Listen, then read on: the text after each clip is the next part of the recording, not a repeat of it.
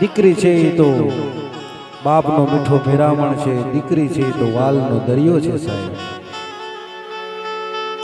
અને એટલે જ કીધું કે કાળજા કેરો કટકો મારો ગાંઠથી છૂટી ગયો.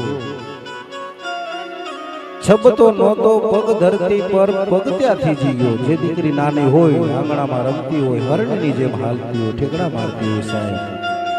અને જ્યારે એનો લગ્નનો પ્રસંગ આવે સાહેબ, ત્યારે દીકરી એક બાજુ જઈને બેસી જાય છે. કારણ હવે બીજા પરિવારની જવાબદારી એમના ઉપર આવવી પડે છે સાહેબ. એટલે તે કીધું છે કે દીકરી છે એ તો બાપનો કાળજાનો કટકો છે. એટલે કાળજા કેરો કટકો મારો ગાંઠથી છૂટી ગયો. સબતો નહોતો પગ ધરતી પર પગ ત્યાંથી જી ગયો સાહેબ. જેનો પગ ઠેકડા મારતી હોય હરણની જેમ બાપના આંગણામાં કૂદતી હોય, આયા છે અને એ પગ જ્યારે થભી જાય સાહેબ,